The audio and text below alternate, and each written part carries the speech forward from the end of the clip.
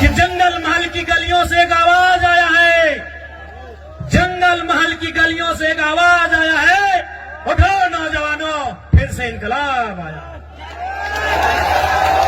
लेकिन आपके लिए दुख थोड़ा ज्यादा इसलिए होता है कि जैसा भी सही, जमशेदपुर वालों को झारखंड मिला, सरायकेला वालों को झारखंड मिला, धनबाद वालों को झारखंड मिला, बोकारो वालों को झारखंड मिला, हजारीबाग गिरिडीह को झारखंड मिला, रामगढ़ को झारखंड मिला, रांची को झारखंड मिला, लेकिन झारखंड बनने का हकदार और झारखंड में शामिल होने का हकदार पुरलिया, झारग्राम, बांकुड़ा के लोग भी रखते थे। आज बिल्कुल इस बात का अफसोस आपकी आंखों में भी झलक रहा है और हमें भी झलकता है। जो आंदोलन कोयलांचल में था, जो आंदोलन लोहांचल में था, कोयलांचल यानी हमारा जो कोलियरी कोयला का क्षेत्र है, धनबाद, बोकारो, गिरिडीह, हजारीबाग का हिस्सा, और लोहांचल यानी जमशेदपुर का क्षेत्र, वही आंदोलन आपके जंगल महल में भी था। जो त्याग कोयलांचल वालों ने किया था, जो त्याग लोहांचल वालों ने किया था, वही त्याग जंगल महल वालों ने भी किया था। लेकिन आज कोयलांचल वालों को, लोहांचल वालों को कहने के लिए झारखंड मिला, हालांकि अधिकार वहां भी उनको नहीं है। आज भी वहां उनको मजदूरी के लिए तरसना पड़ता है। उनकी जमीनों में कोयला, उनकी जमीनों में अभ्रक, उनकी जमीनों में लोहा, उनकी जमीनों में लगभग 80 प्रकार के मिनरल्स पाए गए हैं, लेकिन आज उन्हें नौकरी के लिए तरसना पड़ता है। लेकिन हाँ, उनके पास कहने के लिए है, हमारे काछे ए शब्द आछे कि हमरा झारखंड, हमरा पवाली झारखंड, लेकिन आपके पास वह भी कहने को नहीं है कि हमारे पूर्वजों ने, हमारे बाप दादा ने जो आंदोलन किया था, जो संघर्ष किया था, उसके बदले आप उस झारखंड का हिस्सा नहीं बन पाए। तो कहीं ना कहीं इसमें भी साजिश है, साजिश है, बहुत बड़ी साजिश है। तो इसलिए नई पीढ़ी को यह प्रण लेना होगा कि हमारे पूर्वजों ने आंदोलन को जहां लाकर छोड़ा है, वो विरासत जो हमें देकर गए हैं, उस विरासत को यहां से फिर से हमें लेकर जाना होगा। क्या आप तैयार हैं? कि हमारा आने वाला भविष्य है, क्या वो आज के इस कार्यक्रम के माध्यम से ये प्रतिज्ञा लेंगे कि आप अपनी परंपरा, अपनी संस्कृति, अपनी मातृभाषा को बचाएंगे?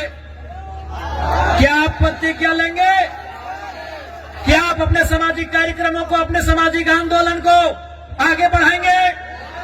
क्या आप प्रतिज्ञा लेते हैं? आज आपको ये प्रण लेना होगा, क्योंकि 21वीं सदी में हम जी रहे हैं। आज बहुत जल्दी हम लोग दिशा से हट जाते हैं, अपने रास्ते से भटक जाते हैं। इसलिए आज नौजवान पीढ़ी को विशेषकर आपको ये प्रण लेने की आवश्यकता है कि आज हमारी पहचान क्या है, हमारी परंपरा क्या है, उस पहचान को, उस परंपरा को, उस भाषा, उस संस्कृति की विरासत को, उसे सुरक्षित रखना है। आज हमें ये प्रण लेना होगा। आपको याद करके बताइएगा कि आपने कौवा को भी देखा है। आपने की बोले कौवा के बोलते बारी ना, क्या आपने कभी कौवा के गले में या पांव में भेड़ी देखा है? क्या उसे कभी पिंजरे में देखा है? क्या उसे कभी किसी रस्सी में या किसी भी प्रकार से बंधन में देखा है? नहीं देखा है। आपने क्यों कौवा के बंधन में देखे छी ना? क्यों नहीं देखा है? तो कौवा भले काला होता है, देखने में भले आपको बुरा लगे, देखने में बदसूरत लगे, लेकिन जो वो काव काव काव काव चिल्लाता है, काव काव जो करता है ना, उसकी मातृभाषा है। और जो मातृभाषा बोलते हैं, मातृभाषा यानी हमारी मातृभाषा, हमारी परंपरा, हमारी संस्कृति, जो मातृभाषा बोलते हैं वो कभी गुलाम नहीं होते, उन्हें कभी कोई गुलाम नहीं बनाता। आपने सुगा क्यों देखे थी? आपने सुगा ही बोली ना। सुगा, तोता, पैरट देखने में बड़ा सुंदर होता है, पंख भी सुंदर होता है, चोंच भी सुंदर होता है और आवाज भी सुंदर होता है। लेकिन आपने क्या देखा होगा कि लोग उसे पकड़ते हैं, पहले उसके की बोले डंका, काना, सबसे पहले उसको तोड़ देते हैं। पाँव में भी जरूरत पड़े तो एगो दो उसका तोड़ देते हैं और उसको भर के कहाँ रखते हैं? लोहे के पिंजड़े में। भले उसको खाने के लिए चना दे, मूंगफली दे, लेकिन उसको गुलाम बना के रखते हैं। रखता है कि नहीं?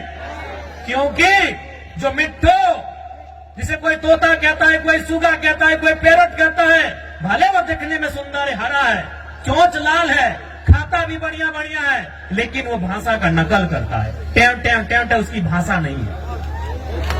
वो भाषा का नकल करता है, वो किसी और की भाषा को बोलने का प्रयास करता है, इसलिए लोग उसे गुलाम बना के रखते हैं।